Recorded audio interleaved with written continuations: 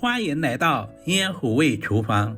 过年餐桌上不能全是大鱼大肉，今天给大家做一道简单又特别鲜美的油面筋炒菌菇。准备300克左右的油面筋放在大一点的碗中，它是圆圆的小球形状，颜色金黄，看着就特别有食欲。接下来我们简单的处理一下，用手指在油面筋上轻轻的戳一个小洞，这样在下一步的炒制过程中，汤汁更容易吸进去，吃起来才会更加的入味。往里面加入多一点的清水，大约浸泡20分钟左右。因为油面筋的内部是空心的，很容易漂浮起来。在上面靠上一个盘子，使油面筋完全的浸泡在清水中。准备一小把白玉菇放在清水中淘洗干净，因为白玉菇生长在潮湿的环境，表面难免有一些细菌或者是杂质。一朵清洗干净的新鲜香菇切成薄片，没有新鲜香菇也可以用干香菇来替代。香菇不仅营养丰富，同时还有一种特殊的香味，不管是平常用来做派菜还是煮菜都深受欢迎。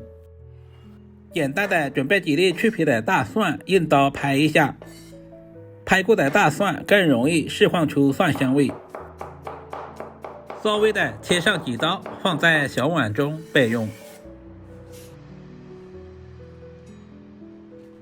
去皮的老姜先切成薄片，然后再切成小条，最后切成小丁。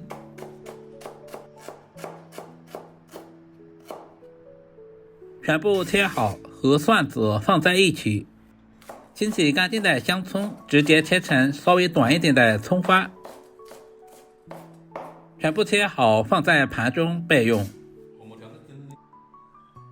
炒家常菜，我喜欢提前调个料汁，碗中加入大半勺的生抽，少量的红烧酱油，大半勺的食盐调味，少量的松茸鲜，小半勺的玉米淀粉或者是红薯淀粉，加入多一点的清水，充分的搅拌均匀。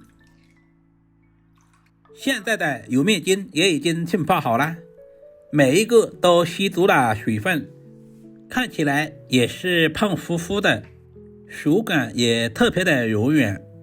油面筋的主要成分是小麦粉，富含丰富的植物蛋白，可以用来炒菌菇、晾肉、下火锅。接下来就是关键的一步，用力拧干水分，这样方便下一步的入味。这一步非常的关键，千万不能省略。所有食材准备好，我们开始操作。准备一锅开水，加入小半勺的食盐，少量的食用油，接着把香菇以及白玉菇倒在锅中，我们要提前焯下水。这一步的目的是去除它们的草酸和异味。加入少量的食用油，是使菌菇在焯水的过程中营养不容易流失。焯水的时间千万不能太长，水开以后大约在1分钟左右，我们就直接控水捞出。另起锅，加入少许的食用油，接下来加入准备好的姜蒜末，开小火把姜蒜炒出香味。接着把控干水分的油面筋直接倒在锅中，开大火快速翻炒均匀，充分的把油面筋表面的水分炒干，同时炒出蒜香味。